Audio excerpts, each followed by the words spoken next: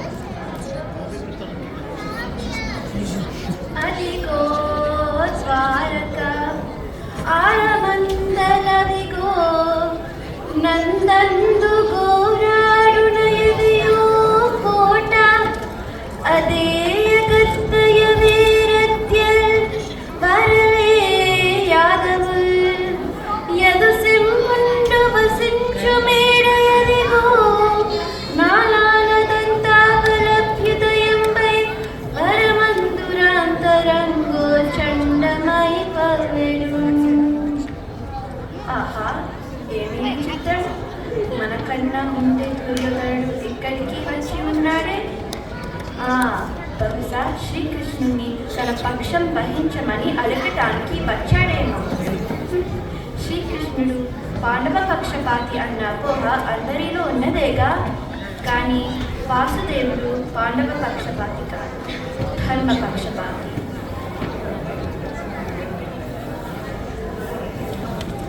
అర్జునుడు కూడా వచ్చాడే. అవునులే, బంధుత్వము నటముతో సాయం అడగటానికి వచ్చాడేమో. ఆ మాత్రం బంధుత్వం నాకు ఉంది. నేను ముందుగా వచ్చాను కాబట్టి కృష్ణుడు నాకే సహాయం చేయాలి. లేకుండా పార్వతికి సహాయం చేస్తే అతగారి పక్షపాత బుద్ధే బయటపడుతుంది.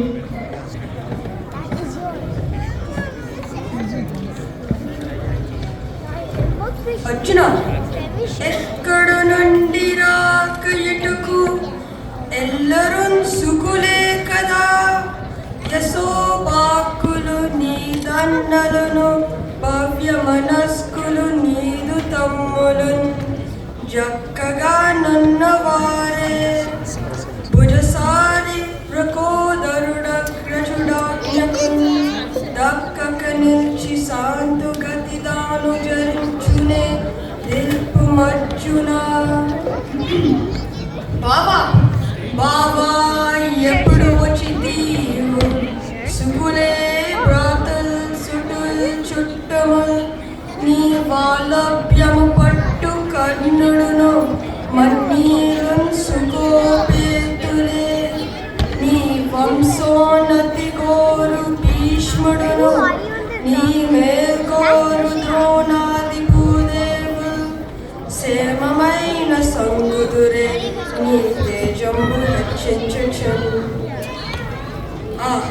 ఎంతటి సుదినం మీ ఇద్దరిని చూసి నాకు చాలా ఆనందంగా ఉంది.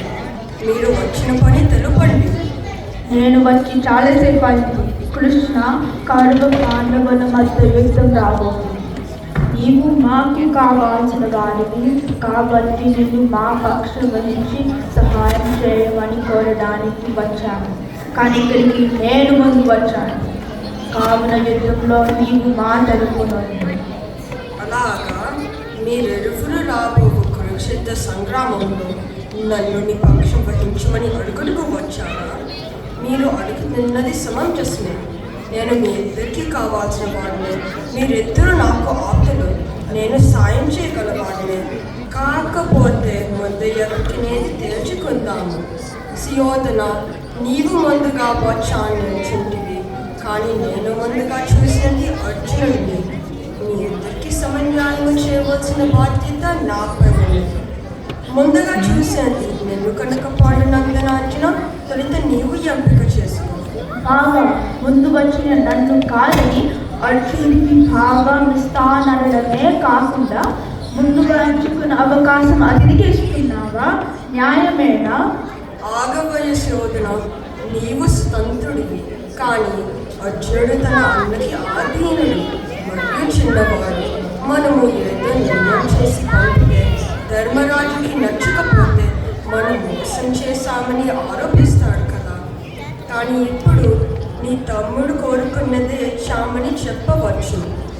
వచ్చే యుద్ధములో నాకు ఏమాత్రం తీసిపోని మహావీరున్న నా సైన్యం, ఆయుధాలు, ఏనుగులు, గుర్రాలు అన్ని ఒకవైపు, నేను ఒక్కడనే ఒకవైపు మీ తరపున యుద్ధంలో పాల్గొంటాము.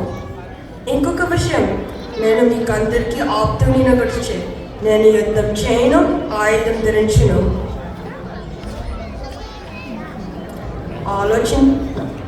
ఆలోచించి నిర్ణయం తీసుకో. ఆహా, ఎంతటి కపటం! ఇలాంటి భాగాలు పంచడం. కృష్ణ ఆయుధం పట్టడట, మొత్తం సైన్యం ఇంకో వైపట. బుద్ధి ఉన్న వాడెవడైనా కృష్ణుడిని ఎంచుకుంటారా? బాబా, కోరకడమంటావా? గుర్తుందిగా, నేను యుద్ధం చేయను, ఆయుధం ధరించను. నాకు తోచిన చిన్న సాయం మాత్రమే చేస్తాను. నీవు యుద్ధమందు నా తోడుగా రకంగా ఉంచాను. నీవు లేని సైన్యం ఎందుకు? నీ దివ్య ప్రభా, నీ చల్లని కృపను సాగించు. ఆహా, ఈ కృష్ణి కపటం మనకే లాభించింది. సరే కృష్ణ, మిగిలిన భాగ్యం ఈ మొత్తం వ్యవసాయం నాకిప్పించు. సరికూర నందన, సైన్యం నీదే. పార్థ, నీవు కోరుకున్నట్టే యుద్ధం వచ్చిన పక్షంలో నీకు రథసారథిగా ఉంటాను. బాగుంది, నేను ఇంక వెళ్తాను. No, not yet.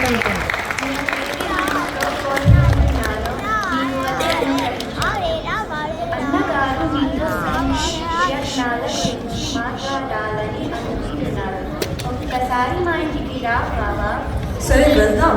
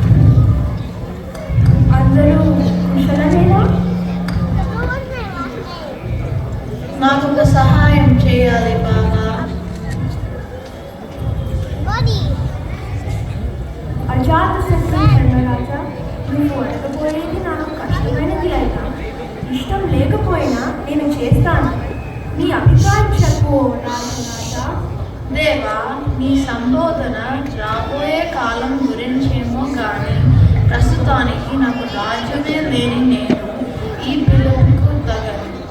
తమ్ముని బిడ్డలమని కూడా చూడకుండా మాకు న్యాయంగా రావాల్సిన రాజ్యం ఇవ్వడు మా పెదనాన్న. యుద్ధం దానివల్ల బంధునాశనం తప్పేలా లేదు. ప్రజల క్షేమమే నాకు కావాలి. ఈ నెత్తుటి కూడు తినలేను నాలుగా. బాబా, క్షత్రియుడికి వీరోచితమైన నెత్తిటి కూడు కాక జోడకూడు తినడం ధర్మం కాదు. సరే, ఏమి చేస్తాను? నీకు ఏమి కావాలో స్పష్టంగా చెప్పు. పెద్దగా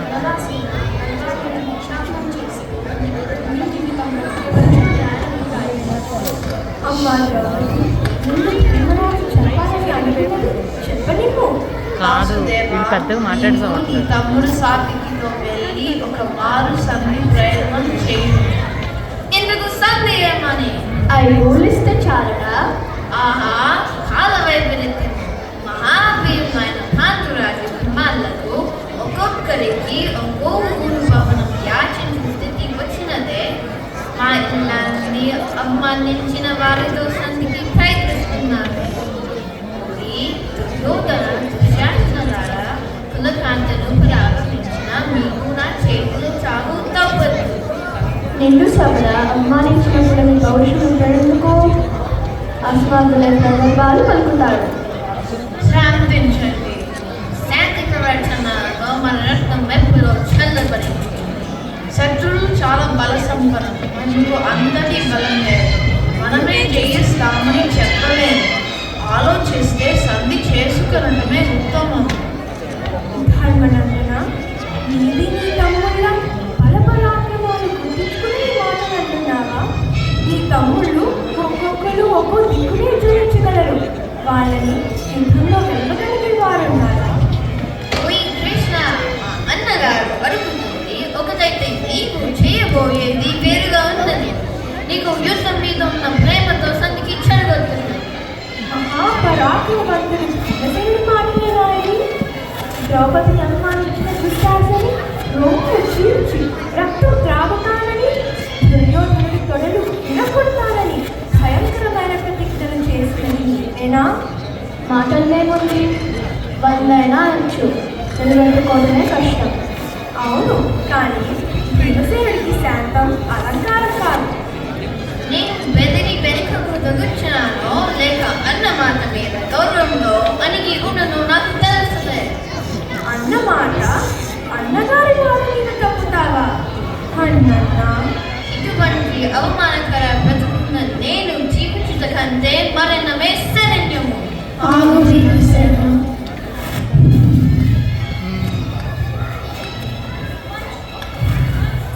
ఇది అంత నా జూద వ్యసనం వలన వచ్చిన కర్మ.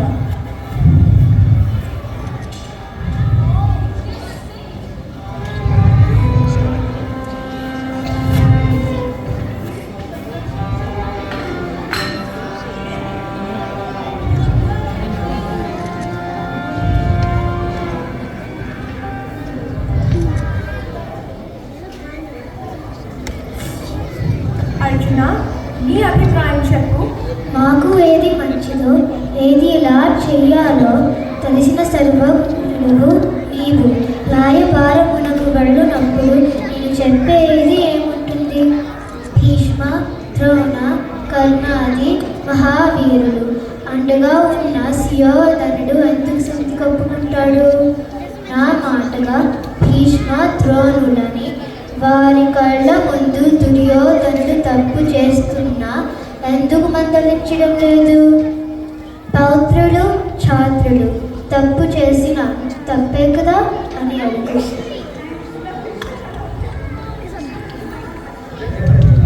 నకుల, నీ అభిప్రాయం చెప్పు.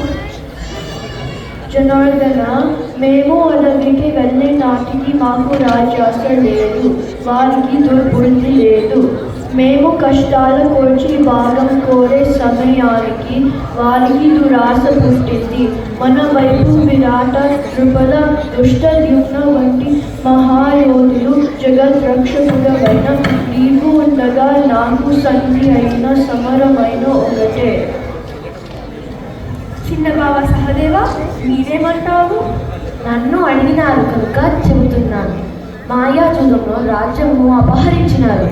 కులసతి ద్రౌపది చీరలాగి అవమానించారు. అట్టి మోసగాలతో సంధి ఏమిటి?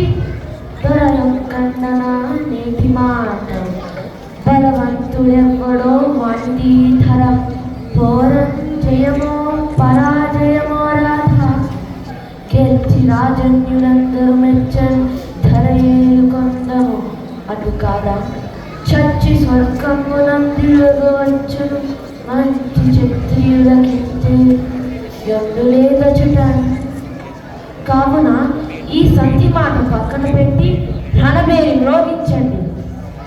చిన్నవారిపైన నా మనసులో ఉన్న మాట చెప్పారు.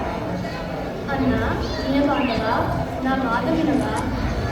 నన్ను చుట్టు పట్టుకొని సంలోలాన్ని నిర్మాణించి 12 ఏళ్ల వనవాసంలో 1 సంవత్సరం అజ్ఞాతవాసంతో ఎంతో కష్టాలు పెట్టి నాకు చేస్తే నా కారణం నాకు తెలుసు తల్లి.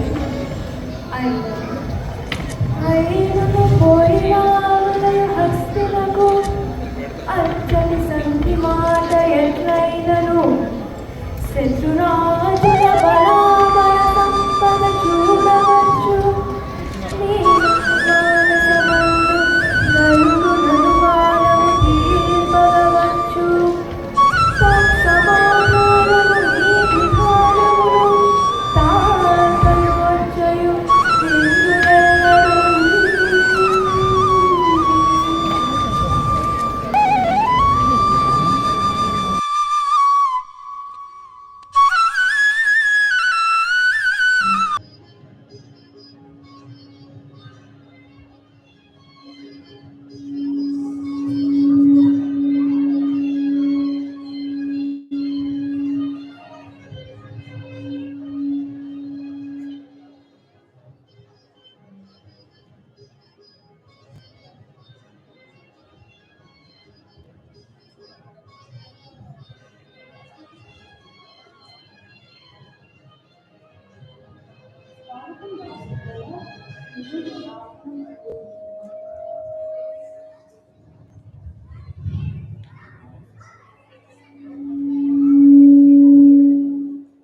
మామ, నన్ను నీ తమ్ముని పుత్రులు పంపించారు.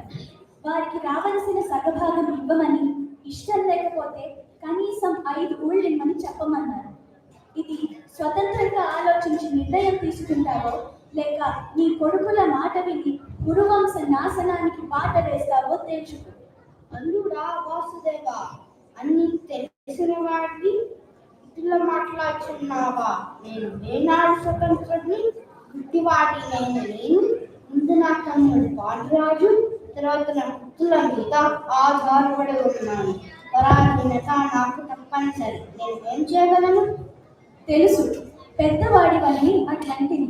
నీ శక్తి కొలది చెప్పి చూడు. సారథ ధర్మము విమల సత్యము పాపము చేత బొంగు చే భారము పొందలేక చెడబారినదైన వ్యవస్థ దక్షుడెవ్వారులు పేక్ష చేసినది. వారల చేటగుగాని ధర్మ విస్తారకమయ్యు సత్య శుభదాయకమయ్యును దైవముండడు. ధర్మరక్షణ చేయకపోవటం పాపకారణం. నందనందన ఆయన పాపం వస్తుందో పుణ్యం వస్తుందో విషయం అధిక సమయంలో చేయొచ్చు. నూతన వచ్చిన వారికి నీ అభిప్రాయం మాట్లాడచ్చు చాలు. ఓడి సూర్పుత్ర, నందనందను మాట తెలుసు. నీకు అధిక ప్రసంగించి నీకు అధికారం ఎవరిచ్చారు? చెప్పగల కన్న విషయం గొప్ప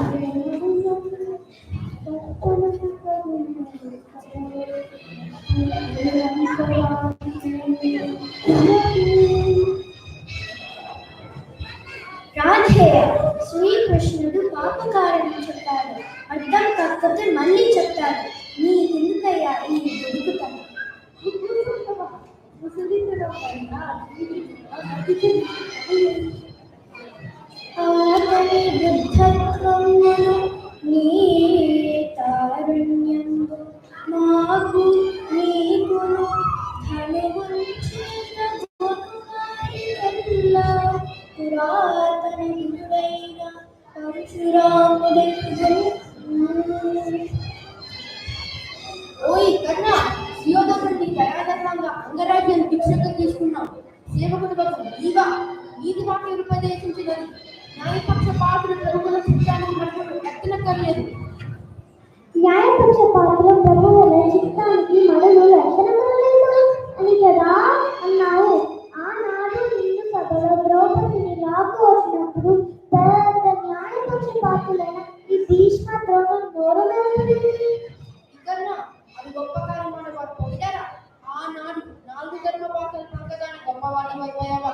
హరికొచ్చి మళ్ళీ చెట్టు చెప్పుచుండగా తనకు గల రాజా తీర్మానాన్ని నిరూపించుకోవడానికి ఎందుకు ఈ కరుణి ప్రేరేపణలు? యుద్ధం చేయాల్సి కేవలకి యోధనుడికి అంతర్నిర్వకుండా ఉంటే అంత ఊరికి వాడి కాదు. ఆపురాని వీరాలు గురుకుమార శాంతించు, కర్ణ సౌమ్యంగా మాట్లాడు. మనలో మనం కలిగించుకోవడం కలదు. సుయోధన, కృష్ణుడు ఏం చెప్పుచున్నాడో విను. పాండవులకు 5 నీతిని సాగుతారు.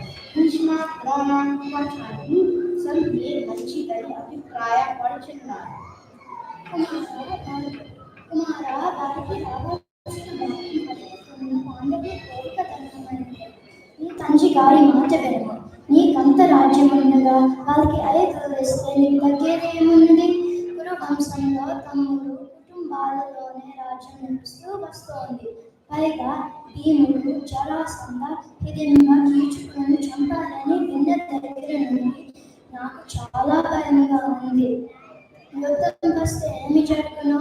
సంధితో రాజ్యం పంచుకుని మాకు కట్టుకోట తప్పించున్నాయన పెద్దల మాట కాదనుకో. తల్లిదండ్రులారా, ఇది చెప్పాల్సింది చెప్పారు. నేను ఇప్పుడు 5 ఊళ్ళు ఇస్తే మనం తెచ్చి నాపై దండెత్తడం నమ్మకంగా ఉన్నది. యుద్ధంలో మన ముందు వారు నిలబడలేదు. నా మిత్రుడు కర్ణుడికి సాటి లేదు. సంధికి నేను ఒప్పుకోను. కుమార సుయోధన, ఈ తల్లిదండ్రి కష్టపెట్టేప్పుడు సభలో చర్చ జరిగినప్పుడు ఎక్కువ మందికి ఏమి అంగీకారమో ఆ పని చేయాలని శుక్రాచార్య నీతి పాటించు.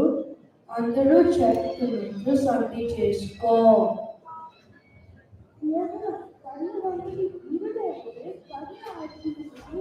యుద్ధం ఏర్పాటు చేస్తే సరి. ఎవరు గెలిస్తే వారికి రాజ్యం. దీనివల్ల కురువంశ నాశనం తగ్గించవచ్చు. నీకు ముసలితనముతో మతి తప్పినది. అర్జునుడు వర్ణించినను మిగిలిన వారి రాజకాంక్ష ఎక్కడికి పోగును? వెర్రివాడ, నంది యుద్ధంలో అంగరాజు అర్జునుడిని గెలవగలడనుకున్నావా? కర్ణుడు అర్జునుని పరాక్రమానికి సాటి రాడు. విరాటుని ఆవులని మనం చెరపడుతున్నప్పుడు అతనొక్కడే మొత్తం కురు సైన్యాన్నంతా ఓడించిన సంగతి గుర్తులేదా? గురువర్య, అర్జునుడు కర్ణుడి కన్నా వీరుడే అనుకున్నా. కానీ అతని విద్య నేర్పిన మీ కన్న కాదు కదా. మీరు పాండవ పక్షపాతంతో మాట్లాడుతున్నా. నీకు వినమ్రంగా నమస్కరిస్తున్నాను. నీ వాదన యుక్తి వాపయండి.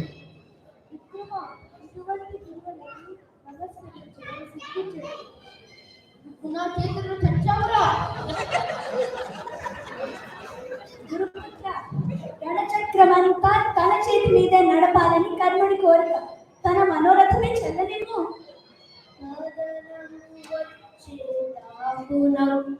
కాలము తెరిన వారికెల్ల నీ మదికెల్ల కోరి ఈచటకు మాతుర దాల్పున కూరకి వ్రత ఖర్చు గురువార మోకి రాజపుత్రాన్ని చదివిన విద్యకు తగ్గిన చందము నేటికే.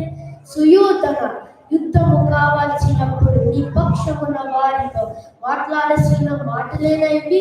బుద్ధి కర్మానుసారిని ఈ యుద్ధంలో మన అందరం చావబోతున్నాము. రాజరాజా, ఈ ఆచార్యుని మాటలను నమ్ము. శాపగ్రస్తుడైన కర్ణుని యందు విశ్వాసంతో కురు పెద్దలందరి అభీష్టాన్ని కాదంటున్నాం. దీనికి గల శాపాలు తెలుసా? మారు వేషంలో విద్య నేర్చినందుకు విద్య మరచునని పరశురాముని శాపం, ఉడమిని అవమానించినందున రథచక్రములు కృంగు శాపం, ఇలాంటివి ఎన్నో.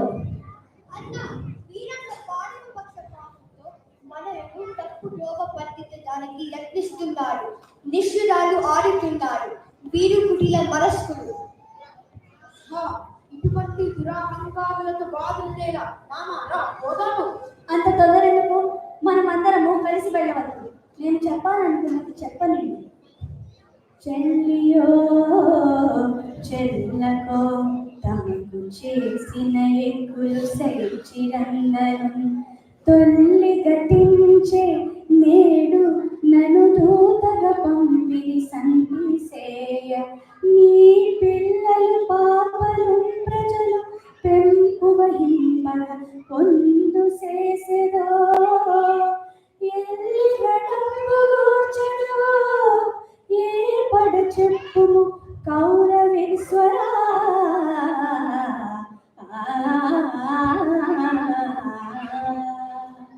సుయోధన అరుగుగని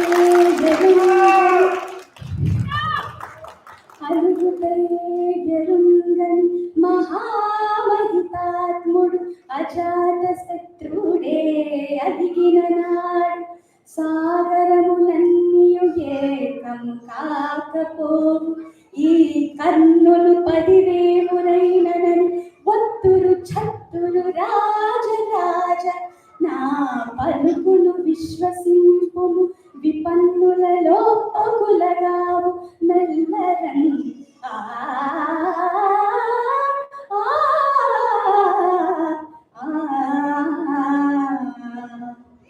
అలా వినని పక్షంలో ఏమి జరుగుతుందంటే చండాపై కవిరాజు ముందు సితవాజి శ్రేణియం కూర్చి నే దండం బొంగుని తోలు స్కందనము మీద నారి సారించుచున్ గాంధీవము ధరించి ఫల్గుణుడు మోకం చెట్టుచున్నప్పుడు ఒక్కండును నీ మొర ఆలకింపడు కురుక్ష్మానాథ సంధింపగన్.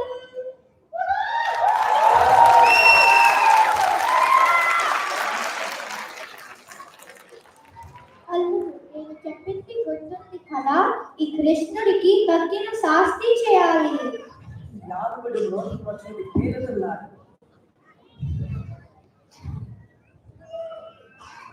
అన్నా అన్నా నాకు ఇప్పుడు తెలిసింది. ఆ దుష్ట కృష్ణ నిన్ను బంధించాలని పన్నాడు. ఈ దుర్మదాన్ని శిక్షించాలి. నేను కృతవర్మతో కలిసి వాళ్ళని వధిస్తాను. మన తోటి భీష్మ ద్రోణులు కూడా ఏకీభవిస్తారు. మనం ఉపేక్షించకూడదు. నన్నొక్కడిని చేసి ఇంతమంది బంధిస్తారా?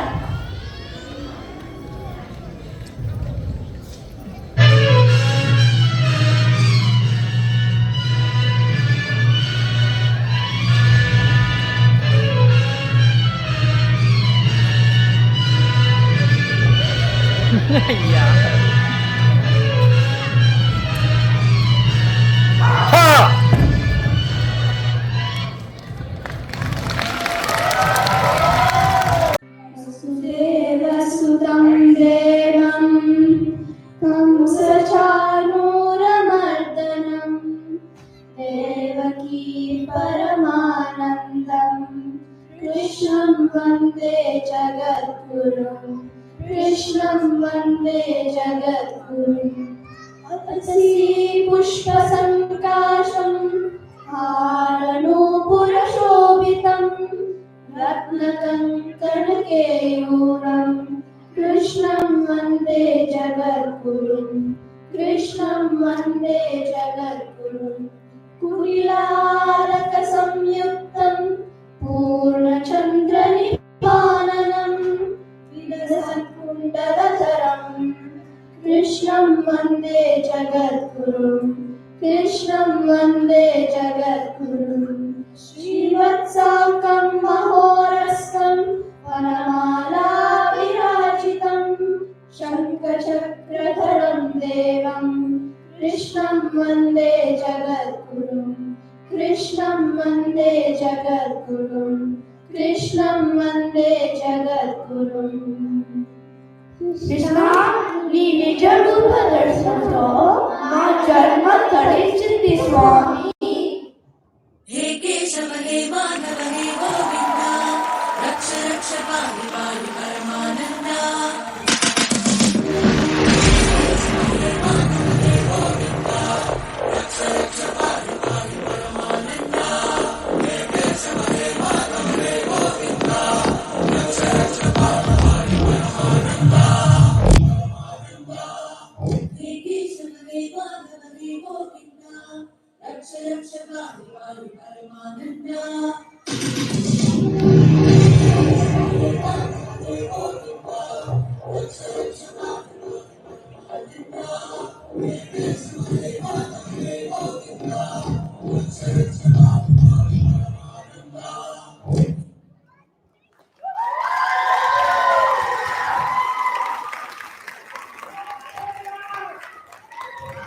हे केशव हे माधव हे गोविन्द रक्ष रक्ष पाहि पाहि परमानन्दा